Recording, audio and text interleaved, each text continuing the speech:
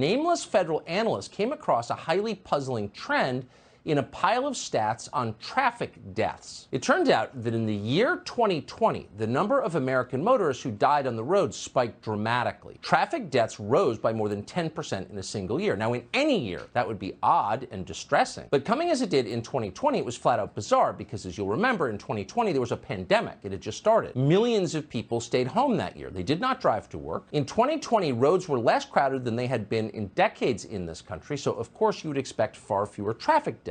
And yet, there were more traffic deaths. Think that's weird? It gets weirder. If you look deeper into the numbers, you saw that not only were more Americans dying in cars in the year 2020, a staggering number of those who died were black. Traffic deaths among African Americans rose by nearly 25% in a single year. That's unprecedented. So in a normal presidential administration, that question, why is this happening, would be the subject of urgent academic study. People are dying, let's figure out why. But in this administration, it was not the subject of urgent academic study. Why? Because Pete Buttigieg is now the Secretary of Transportation. Buttigieg once worked at McKinsey, so he already knew the cause of these deaths, and it was, needless to say, racism.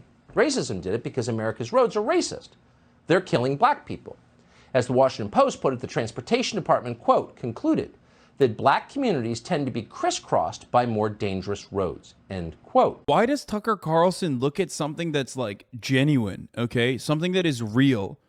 And just because it features black people getting like the disproportionately bad side of the bargain, immediately say, oh, how laughable to say this. What's going on? I don't understand how Tucker Carlson gets away with like literally describing something that is accurate, not even misrepresenting the facts, and then simply just say, well, that's just saying that's racist is silly. What's going on?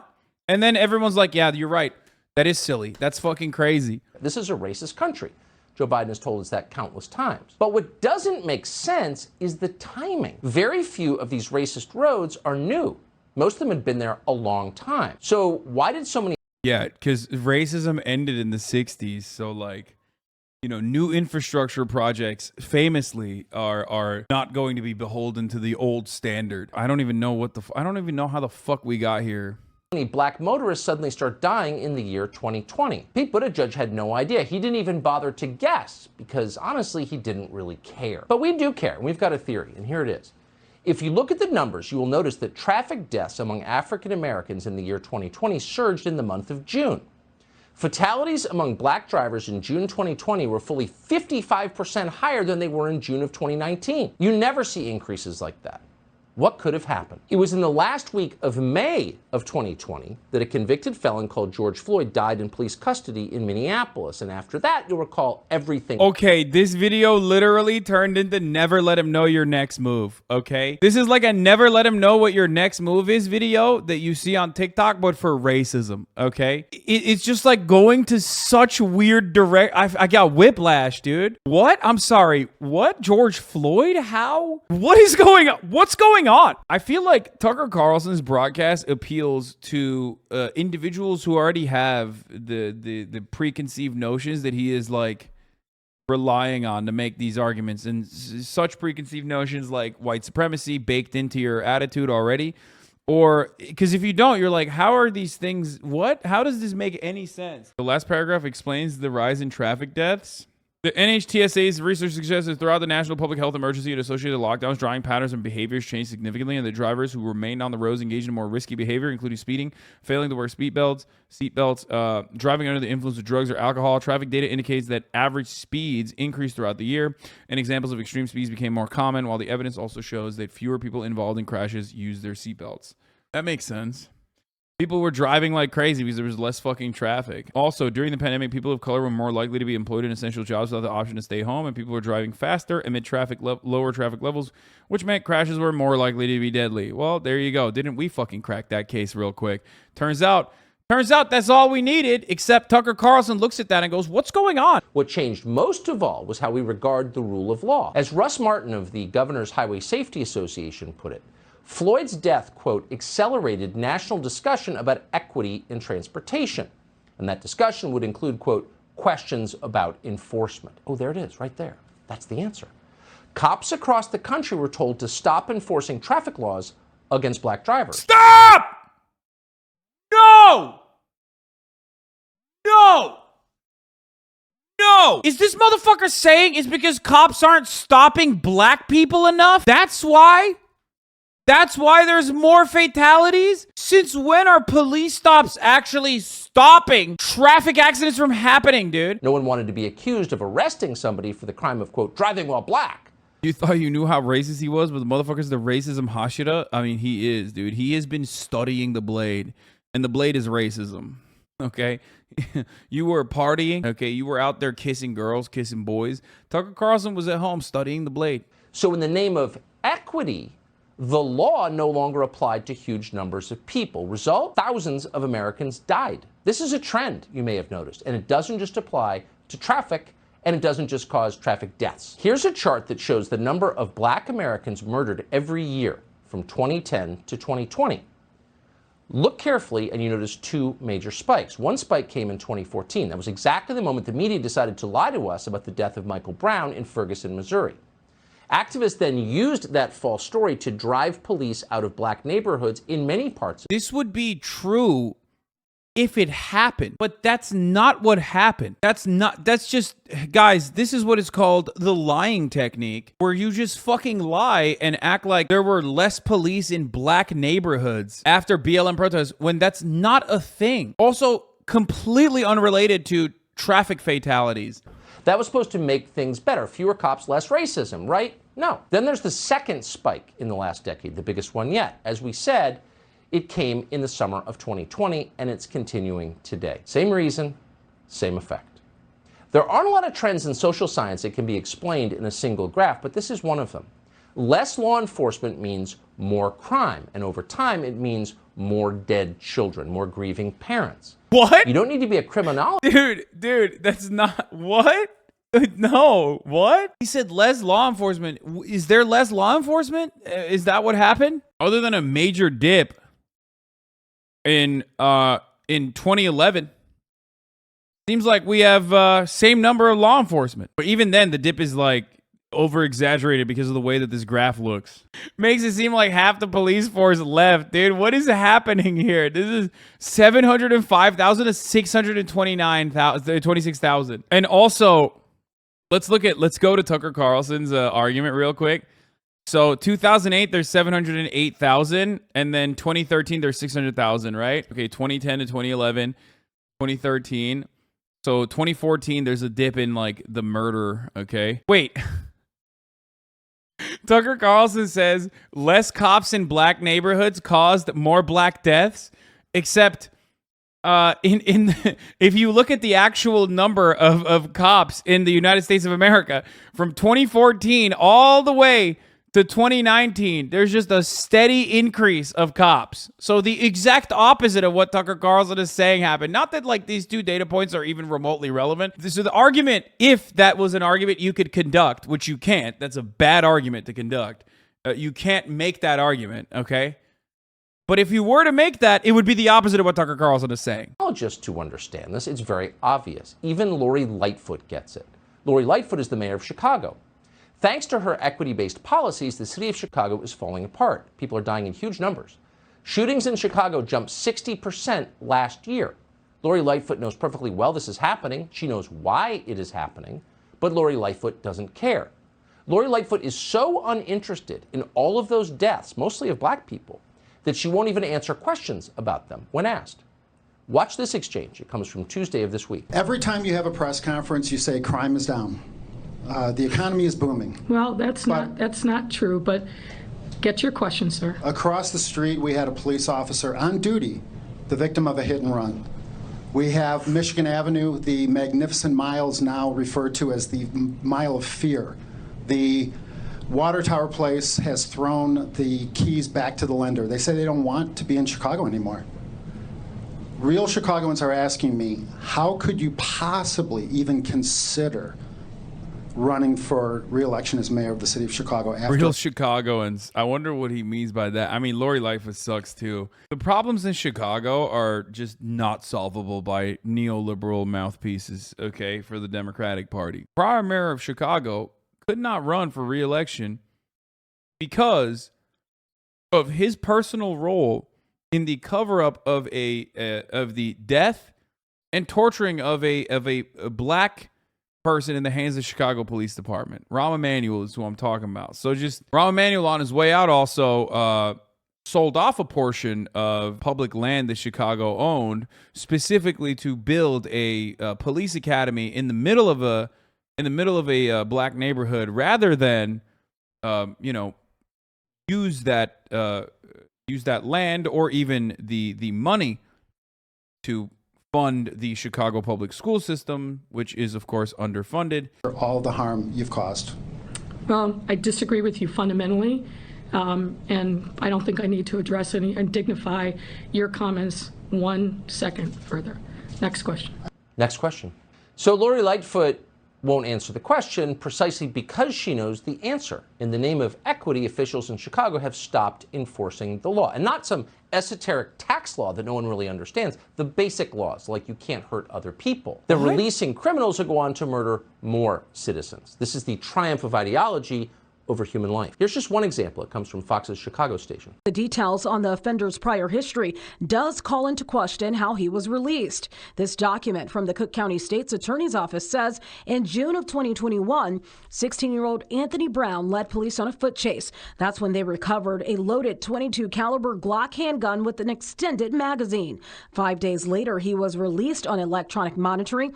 14 days later, the bracelet came off and he was put on a curfew. 6 months later, they say he was involved in a carjacking. This time, police recovered a loaded Glock 9mm handgun with a round in the chamber. That's when he was put back on monitoring. In the case of Tuesday's shooting, the 16-year-old is charged with first-degree murder and carjacking.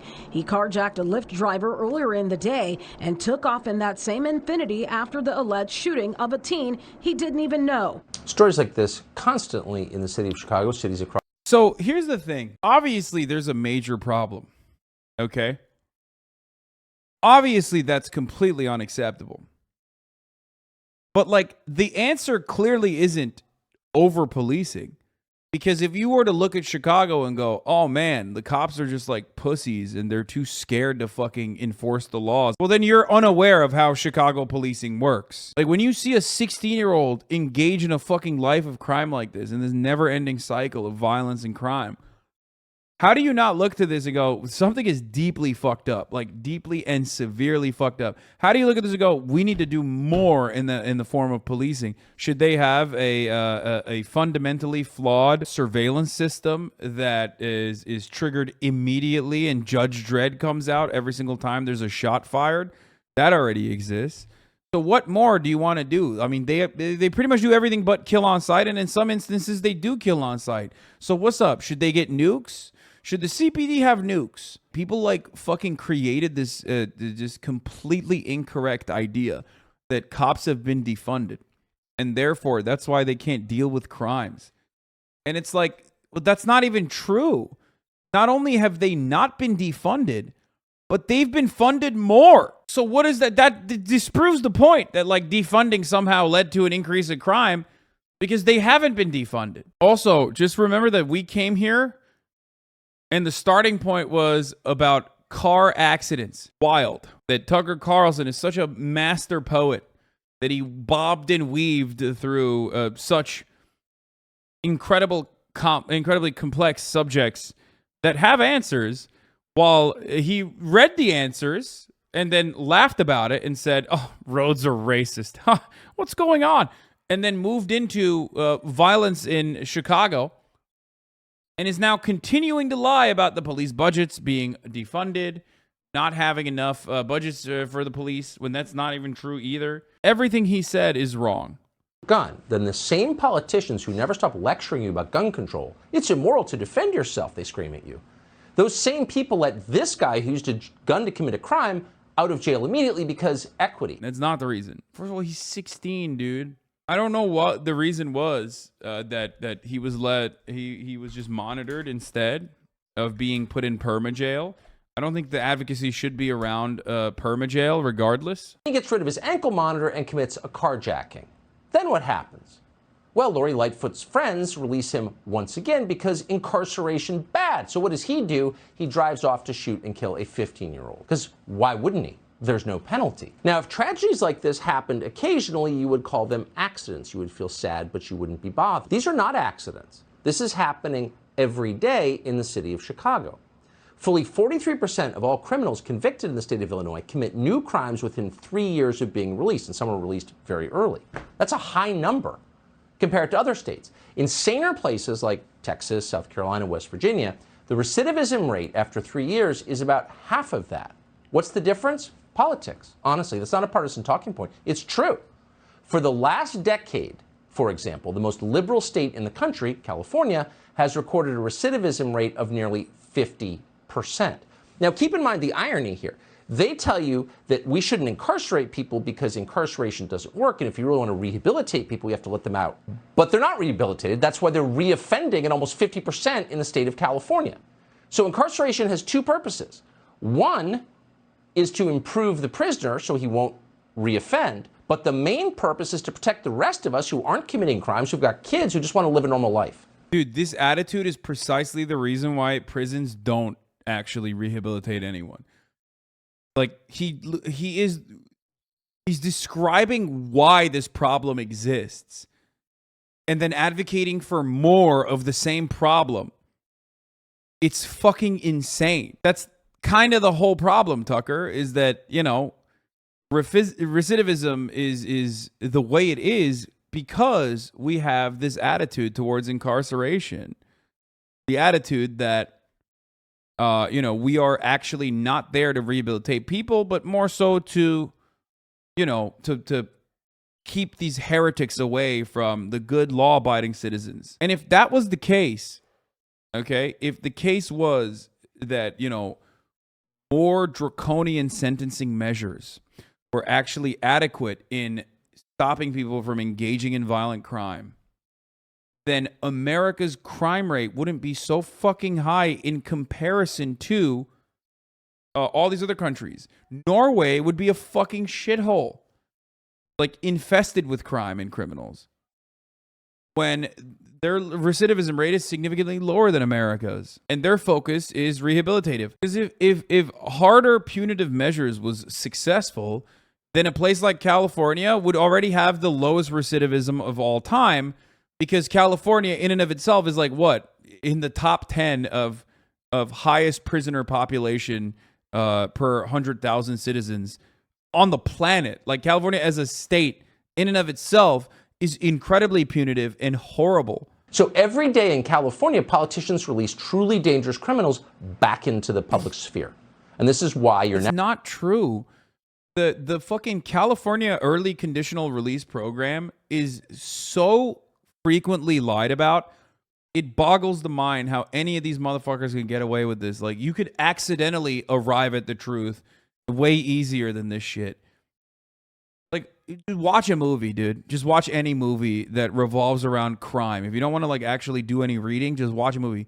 What do? They have a parole release board. You know what I mean? It's not like they don't just fucking turn around and go, oh, are you a serial murderer? Oh, I guess, oh no, the law says you have to be out on the street now. Like, that's not how that works. There's motherfuckers that have been serving, like, the 2/3 of their, like, 15-year prison sentence or 25-year prison sentence.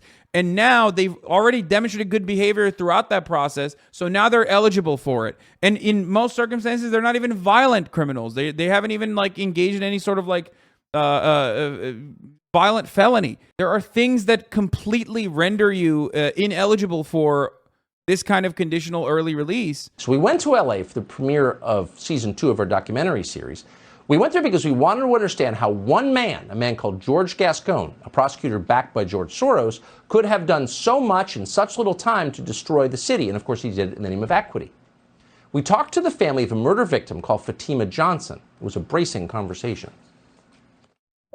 Bro, this is crazy. Oh my God.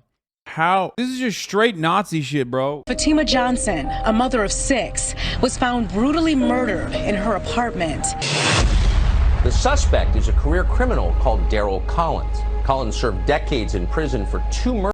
Remember Willie Horton, the horribly racist fucking agitprop that was incredibly successful? It's just every night on the Tucker Carlson broadcast now. Like, we're just doing that every night now. Career criminal. And for the record, that doesn't mean that this guy isn't scary. Like, he is. But this is what happens when you look at When you cast aside empirical evidence, when you look at the crime rates decreasing or anything like that, when you refuse to look at the socioeconomic conditions in which violent crime manifests, and instead hyper focus on a singular anecdote to draw this like emotional response out of you, that's what they're doing now. They're doing this is on purpose. This is a deliberate instance.